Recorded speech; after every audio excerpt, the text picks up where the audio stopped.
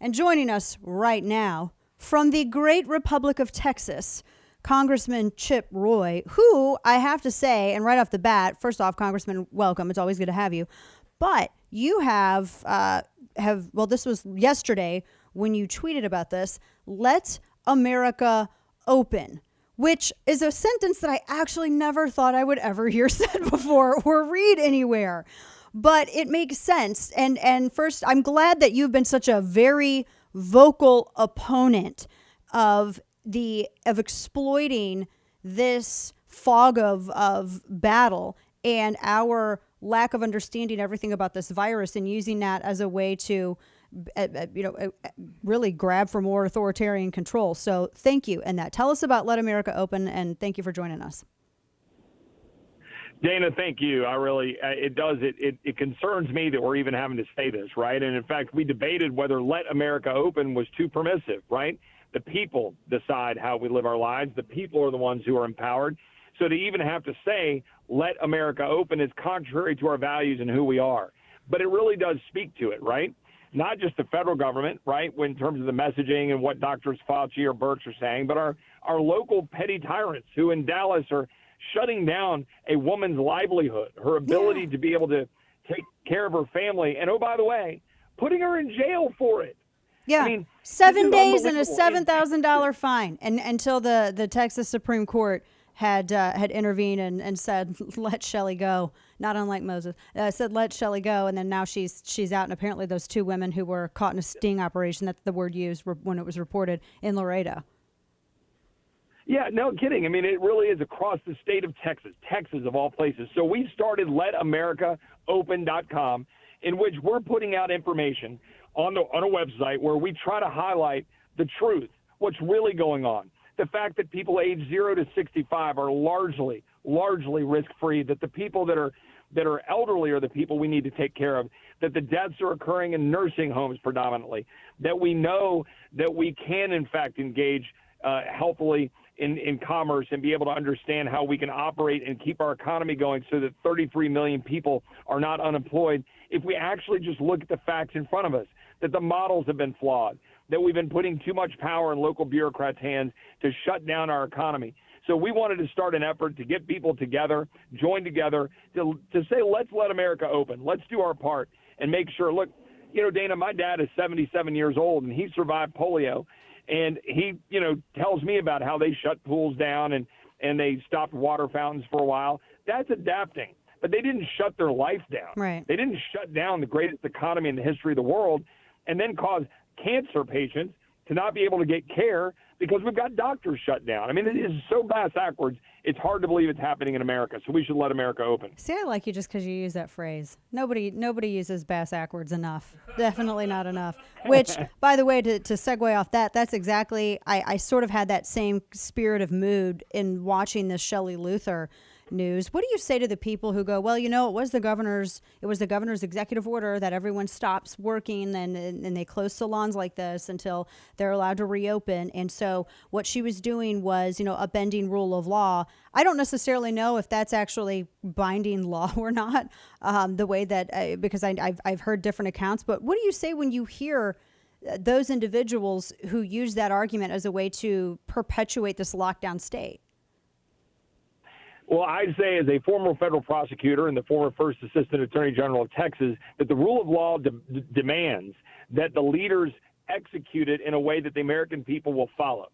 In other words, the rule of law depends on competent people not making bad decisions like this judge in Dallas, taking this infraction. And yeah, you can say and acknowledge that this woman was civilly disobeying an order and to be shut down. I argue that it was in good faith, that she was doing it respectfully, trying to take care of her family and employ people, and that she was right to push ahead on that. I think that was right, just like I think others that have acted in our past in civil disobedience when leaders are wrong, frankly, that she's acting in the right direction.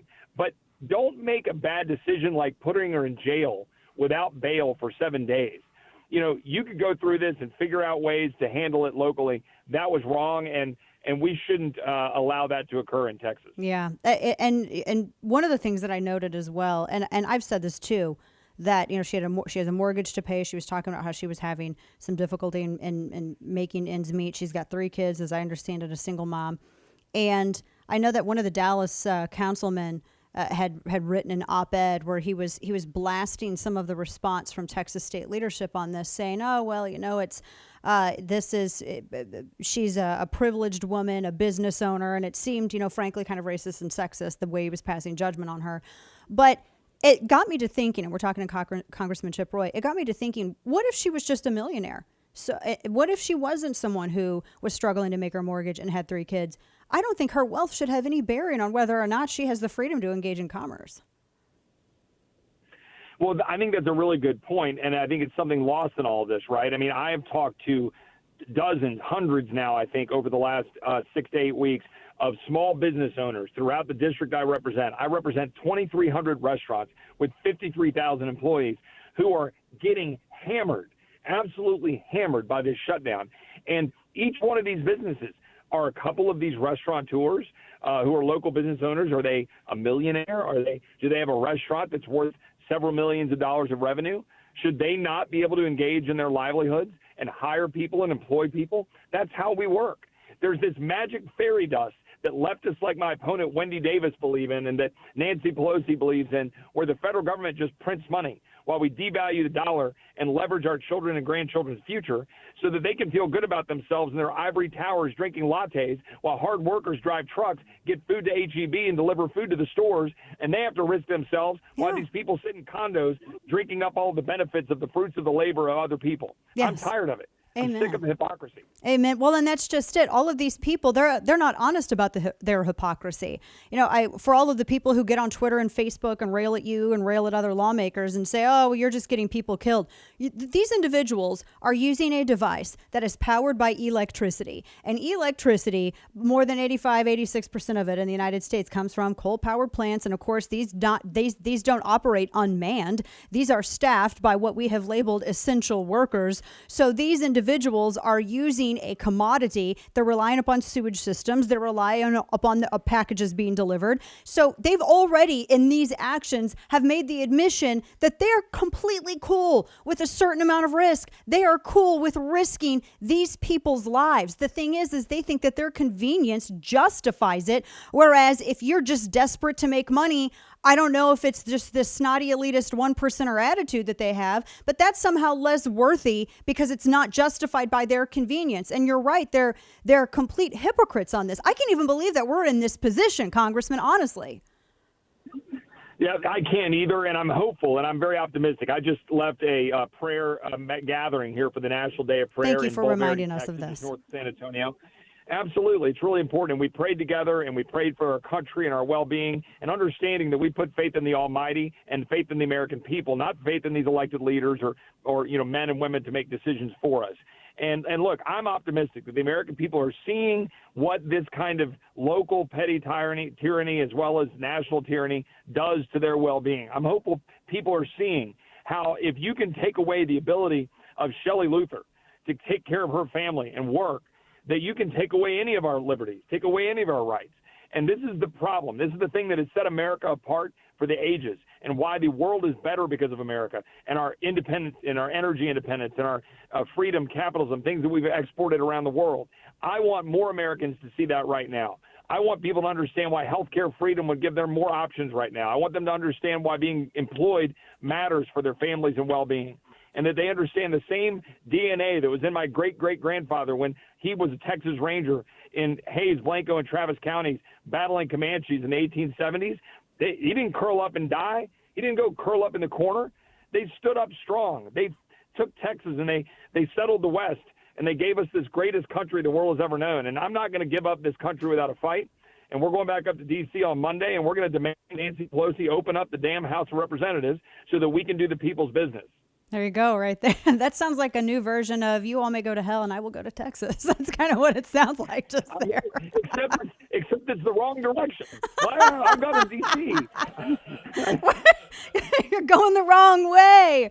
Last thing. Go ahead. One thing I wanted to get in. One last quick thing I wanted to ask you about as well. how far do you see this going? I mean, when you look at, because you're talking to lawmakers from all over the country whenever you're going to DC, and they're hearing from their constituents, and obviously you're hearing from yours here in Texas, and Texans by and large are saying we need to reopen, and that's not to omit the inclusion of responsible reopening and also being good stewards of our fellow men and women, wherein we are acknowledging that there are some vulnerable demographics. And of course, let's incorporate precautions to protect these people.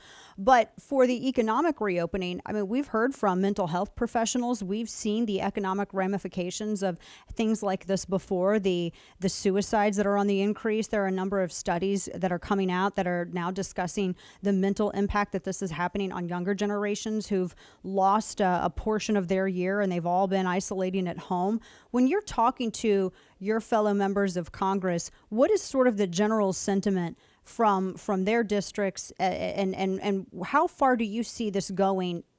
And by that I mean defined as how much more are Americans going to take? Well, Dana, it's a great question. I feel like the polling, and I'm not a live by the polls kind of guy, by the way. I think you lead and you go out and do the right thing. It is interesting, though, that some of the polling that I do look at and trust of late is showing a massive shift towards people being much more concerned about economic devastation and what it means for the second order and third order implications of having your healthcare system shut down, the cancer screenings that aren't occurring, the mental health that's not being addressed, the opioid addiction that's increasing, the increase in suicides that inevitably result in unemployment, as any study will tell you. I'm a cancer survivor. If I'd have been diagnosed with cancer today versus 9 years ago, what would I be facing, right? I may not have been diagnosed as quickly. It might have been a later screening that caught it. I might have had stage 4 instead of stage 3. Why will a woman tomorrow wake up with stage 3 or 4 breast cancer and stage 1 instead of catching it 2 months ago with stage 1 or 2 breast cancer? Because we have reacted in a way that has caused the Mayo Clinic to furlough 30,000 workers. It is absolutely unconscionable. I think people are moving in the right direction. I think people are starting to see what they need to do to reopen the United States. I think we're seeing people across the country recognize, you saw the reactions in Wisconsin. You saw the reactions in California. These aren't hotbeds of, liberty conservatism that you typically look to. But there are a lot of freedom-loving Americans that live in California. I just met one about an hour ago who moved to Texas because she was sick of California. And she said, thank God for you. Thank you for standing up and fighting for what I believe in. And I said, look, ma'am, no, thank God for you. Thanks for standing up for liberty and being one of those people seeking refuge from places that are suffering under tyranny. We don't want to have that in Texas, but we don't want to have it across the country either. And I'm actually bullish that the American people are going to rise up, and this is going to be another moment where we're able to take back our country from those that think they can govern us best from faraway places. Yes. LetAmericaOpen.com is the website. And for folks in Texas, there's a ton of resources that are there for you. Everything from unemployment insurance, all resources for workers, small businesses, PPE donations, food banks, how to give blood. And you have, and I'm going to link this out as well. You had a great piece too, really quickly, about the Paycheck Protection Program and how it's killing restaurants because they need to rehire workers to get their loans forgiven. But the problem is, and I've been hearing this from people, I'm sure you have as well, people are getting more from CARES Act and unemployment through their states. So it's actually more beneficial for the worker to not actually want to go back to work. So we have a huge conundrum. Is that going to take, real quick, is that going to take some kind of executive order modification or something like that to remedy this? No, I'm glad you asked about it. As you referenced, I wrote in the Wall Street Journal 2 weeks ago about this issue. I've been writing about it everywhere I can to highlight it. We've got legislation we're introducing this week, I hope, on a bipartisan basis. I'm having bipartisan conversations about the recognition that if you're paying people more not to work than to work and then demanding restaurants hire people back in order to meet their requirements for their loan repayment, that's absurd. And that's what we're doing. Congress at its finest, right? Yeah. We need to fix it, and we need the administration and the Congress to fix it. There you go.